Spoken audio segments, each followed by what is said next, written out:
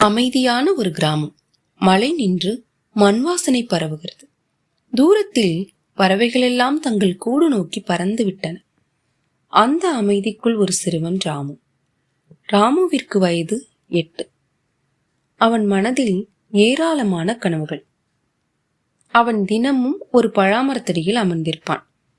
எனக்கு நீங்க தான் தோழன் பலாமரமே என்றெல்லாம் பேசுவான். நீங்க என்கிட்ட பேச முடியாது, ஆனா நான் உங்ககிட்ட பேசிக்கலாம் இல்லையா என்று கூறி சிரிப்பான். மரம் காற்றில் ஆடுகிறது. ராமுவின் வீட்டிற்குள்ளோ வறுமை ஆட்சி செய்கிறது. அந்த குளிர்ந்த புகையிலும் ராமுவின் நம்பிக்கை மட்டும் சூடாக இருக்கிறது. ராமு பலாமரத்தின் அடியில் அமர்ந்து பலாமரத்தினை இறுக பற்றி கொள்கிறான். பலாமரமே, என் அப்பாவுக்கு உதவி பண்ணணும், அவர் மிகுந்த சிரமத்தில் உள்ளார், என்னால் முடியவில்லையே என்று அந்த சிறுவனின் கண்கள் கண்ணீர் நிரம்பியதாய் இருந்தது. மறுநாள் காலை கண் விழித்ததும் பழாமரத்தினை காண வருகிறான் ராமு. மரத்தில் ஒரு பெரிய பழாப்பழம் பழுத்திருந்தது. அவனுடைய முகத்தில் நம்பிக்கை ஒளி.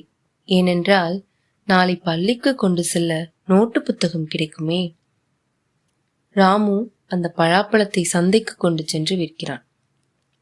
அந்த வியாபாரியிடம், இந்த பழம் ருசி எப்படி இருக்கும் என்று கூட எங்களுக்கு தெரியாதையா, எங்களின் வறுமைக்காகத்தான் விற்கிறேன். அந்த சிறுவனின் உண்மை மொழியை கேட்டவுடன் முதியவர் கட்டி அணைத்துக் கொள்கிறார். ராமு பணத்தை தந்தையிடம் கொடுக்கிறான். இவ்வாறு நிறைய பழாப்பழத்தை விற்று அதில் வரும் பணத்தில் படிப்பை தொடர்கிறான் ராமு. ஆண்டுகள் கடந்தன. ராமு பெரியவனாகி வெளிநாட்டிற்கு சென்று விட்டான். பெரிய விளக்குகள், பிஸியான சாலைகள், கார்கள், தொழில்நுட்பம். அவன் வாழ்க்கை முன்னேறினாலும் ஏதோ ஒன்றை இழந்த உணர்வு அவனுள்ளே இருந்தது. ராமுவின் தந்தையும் தாயும் ஒரு விபத்தில் இறந்த செய்தி கேட்டு ஊர் திரும்ப நினைக்கிறான் ராமு. வெளிநாடு அல்லவா, நிறுவனத்தில் அனுமதி கேட்டு, நாட்டின் அனுமதி கேட்டு வருவதற்கு 3 நாட்கள் ஆகிவிட்டன.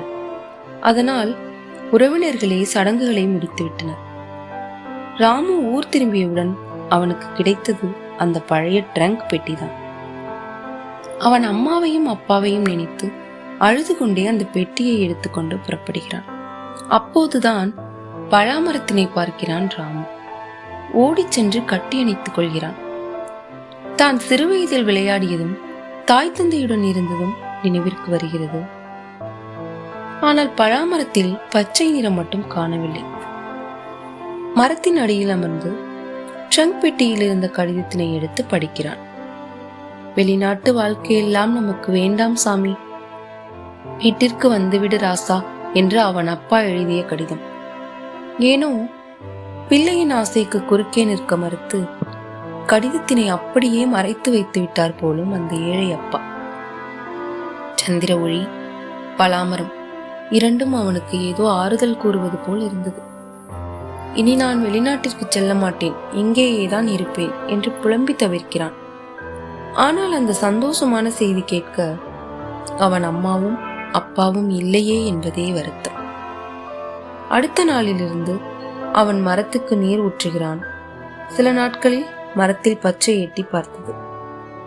நிறைய செடிகளை நட்டான், நீர் ஊற்றினான். ஒரு மனிதன், ஒரு மரம். ராமுவின் முயற்சியால் கிராமமே மாறியது. அனைவரும் சேர்ந்து மரம் நட்டார்கள். பசுமை பரவியது, நம்பிக்கை முளைத்தது. ராமு பலாமரத்தின் அடியில் நின்று சிரிக்கிறான். அவனுடைய கண்களில் அமைதியும் அந்த மரத்தின் நிழலில் வாழ்க்கையும் இருந்தது. வளர்ந்தாலும் உன்னை வளர்த்த வேர்களை ஒருபோதும் மறந்து விடாதே.